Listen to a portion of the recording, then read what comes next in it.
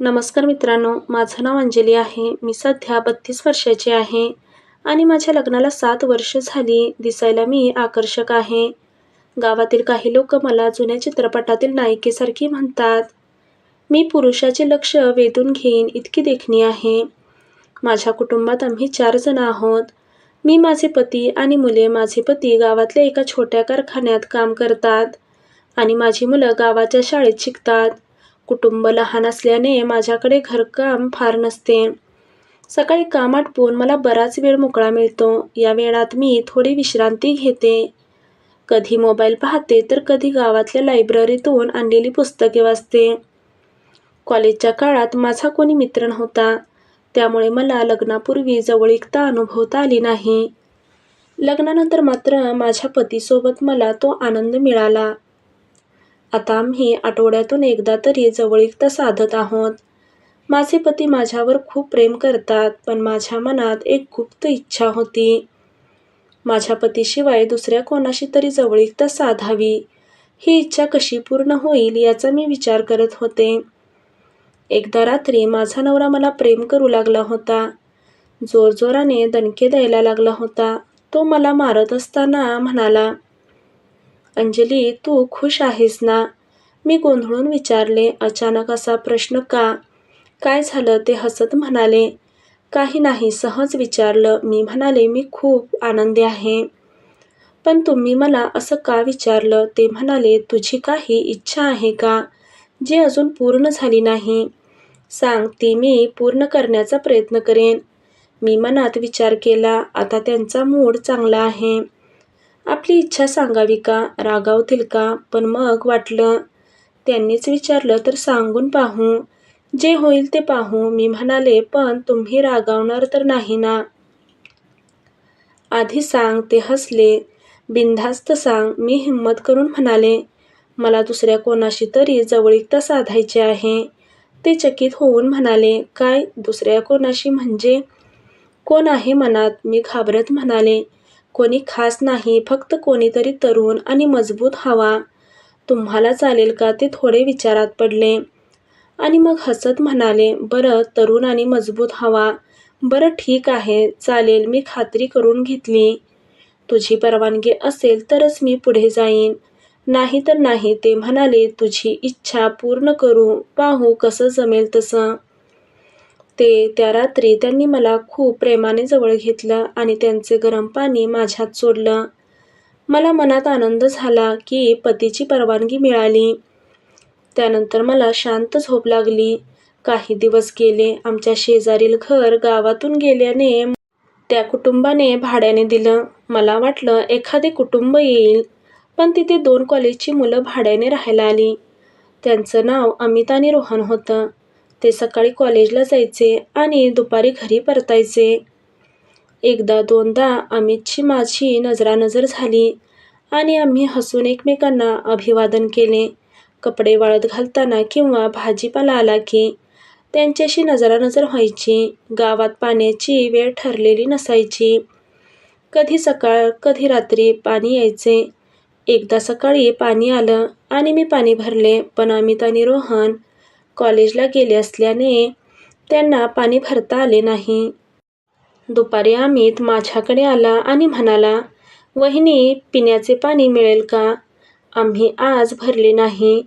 मी हसून विचारलं, तुझं नाव काय आहे? तो म्हणाला, अमित. आणि मी, माझ्या मित्राचे नाव रोहन. मी म्हणाले, अमित, मी पाणी देते. तो म्हणाला, नको, इथेच ठीक आहे. मी हसले, अरे आत ये ना, मी कळशीत पाणी देते. मग मी एक कळशी आणली आणि पाणी दिलं. त्याला चहाबद्दल विचारलं, पण त्याने नम्रपणे नकार दिला. असं आठवड्यातून 1-2दा तो पाणी मागायला यायचा. हळूहळू आमची ओळख वाढली. अमित मला आवडायला लागला. तो जिम करायचा, त्यामुळे त्याची अंगकाठी मजबूत आणि आकर्षक होती. त्याचा मित्र रोहन मात्र सडपातळ होता. मी ठरवले की अमितला घरात बोलवायचे. एकदा दुपारी तो पाणी मागायला आला. मी त्याला म्हणाले, आत ये, नाहीतर पाणी देणार नाही. तसा तो हसत आत आला. आम्ही आता अरे तुरे बोलायचो, कारण त्यानेच मला सांगितलं की मी लहान आहे. मला अहो नका बोलू. तेव्हापासून मी त्याला अरुतुरे करायचे. मी म्हणाले, अमित, माझ्या हाताचा चहा पिणार का? किती वेळा बोलावते तुला. तो हसला, ठीक आहे वहिनी, चालेल.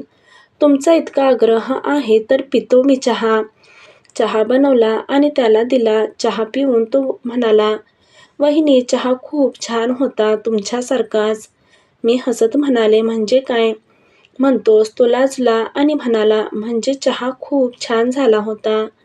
मी त्याला विचारलं, मला तुला एक गोष्ट विचारायची आहे. तू मला कधी मदत करू शकतोस का? म्हणजे एखादे काम? तू म्हणाला, हो नक्की, सांगा ना, काय काम आहे? मी म्हणाले, सध्या काही नाही, गरज पडली तर सांगेन. मग मी त्याला कळशीभर पाणी दिलं आणि तो निघून गेला.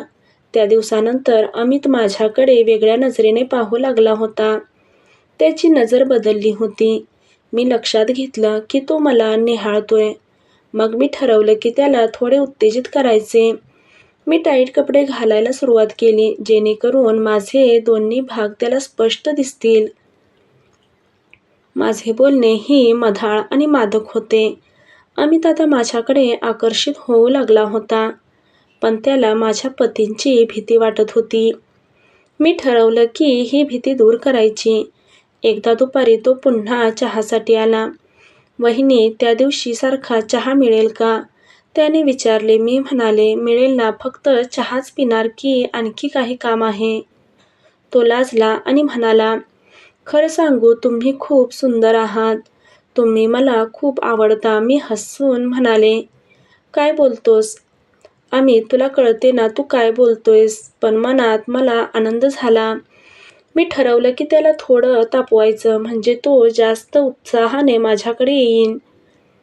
मी म्हणाले, तुला माझ्या पतीची भीती नाही का वाटत? तो म्हणाला, मला माहीत आहे, ते लवकर येत नाहीत. वहिनी, फक्त मला एकदा तुमच्या सोबत करायचं आहे. मी हसत बोलले, माझी हरकत नाही, पण तू एकदाच थांबशील याची खात्री नाही. तो म्हणाला, फक्त एकदा वहिनी.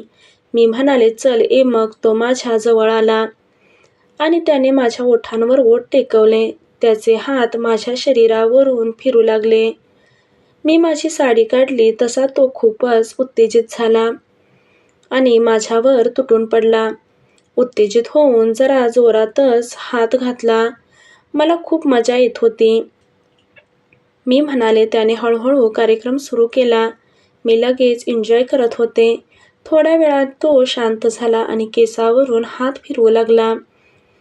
तो म्हणाला, खूप छान वाटलं. अजून एक राऊंड बाकी आहे. मला तुझ्या इतका आनंद मिळाला नाही. तो म्हणाला, आत्ताच नाही, थोड्या वेळाने. मी म्हणाले, मग आम्ही थोड्या गप्पा मारल्या. मी त्याच्या शरीरावरून हात फिरवत होते. 15-20 मिनिटानंतर तो पुन्हा तयार झाला. मग तो पुन्हा जोरजोराने दणके द्यायला सुरू केलं. मला खूपच आनंद मिळू लागला होता. थोड्या वेळाने तो शांतपणे बेडवर पडला. 10 ते 15 मिनिटानंतर तो निघून गेला. थोड्या वेळानंतर माझा नवरा घरी आला. तो कामावरून खूपच थकून आला होता, पण का कोणास ठाऊक त्याच्या समोर माझी नजर झुकलेली होती. मी आज जे काही केलं होतं ते योग्य होतं का? आपला नवरा आपल्यासाठी दिवसरात्र एक करतो आणि त्याच्या बदल्यात तो काय मागतो तर फक्त प्रेम. आता मला माझीच लाज वाटत होती. नवऱ्याची माफी मागणार ते कुठल्या तोंडाने मागणार? त्याने माझ्या प्रेमाखातर, माझ्या इच्छेखातर हो म्हणाला होता, पण मला त्याचं प्रेम जपता आलं नाही. तर मैत्रिणींनो, मी जे केलं ते फारच चुकीचं होतं. अशा कित्येक महिला असतील की त्यांना लग्नाच्या काही वेळानंतर आपल्या नवऱ्याशी करण्याची इच्छा राहत नाही, पण याचा अर्थ असा नाही की आपल्यात प्रेम राहिलं नाही. शरीराने नाही तर मनाने आपण जोडलेले आहोत आणि हेच आपल्याला ओळखता आलं पाहिजे. नाहीतर अशा वागण्याने आपला संसार उद्ध्वस्त होऊ शकतो. 2 क्षणाचा आनंद माझं संपूर्ण आयुष्य उद्ध्वस्त करून गेला असता. मी नवऱ्याला याच्याबद्दल काहीच बोलू शकले नाही. मी आता असं कधीच वागणार नाही आणि नवऱ्यावर जीवापाड प्रेम करेन. बाकी तुम्ही समजदार आहात. धन्यवाद.